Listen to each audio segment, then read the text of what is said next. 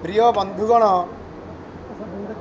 आज स्वाधीनता दिवसर पूर्व दिन में आपण मानकर सहित तिरंगा यात्रा रे सामिल होगापाई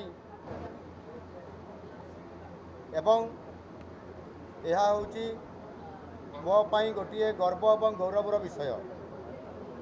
घरे घरे तिरंगा अभियान आम समस्त को देश प्रेमर सूत्र बांधी रखिबार सफल हो। जातीय पताका आम देश तथा प्रत्येक देशवासी बहु सम्मान और गौरव बहन करिथाए। यह हूँ आम देशर प्रतीक। आम जातीय पताका तिरंगा तिरंगार तीन रंग आमको श्रद्धा और सौहार्द्यर आदर्श रे अनुप्राणित करिथाए। आम जातीय पताका आमर संकल्प संघर्ष बलिदान और त्यागर प्रेरणादायी मुकसाक्षी अटे। यह मध्य राष्ट्रीय एकता सहिष्णुता और बंधुत्वर प्रतीक अटे। प्रत्येक देशवासी आम जातीय पताका को नहीं गर्व अनुभव करिथांती। 2022 अगस्त 15 तारीख रे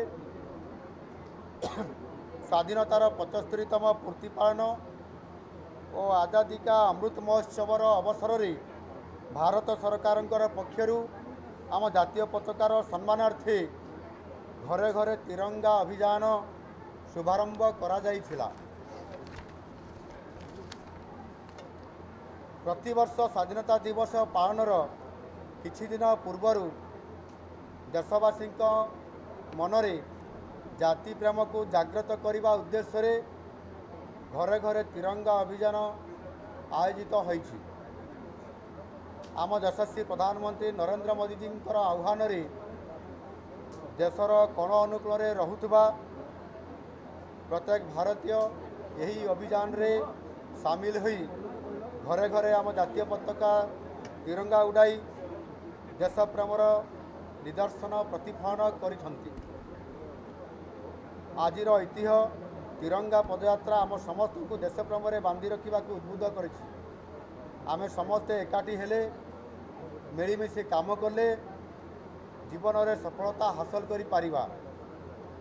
देश और जातिर गौरव वृद्धि रे निजर योगदान दे पारिबा। आजिर आह्वान हेउछि आमे सबु भारतीय एकता सूत्र रे बांधी होई काम करि चलिबा। सबका साथ सबका विकास सबका विश्वास सबका प्रयास मंत्र दीक्षित होई देश पाई निजर अवदान रखिबा। भारत माता की जय। वंदे उत्कल जननी। धन्यवाद।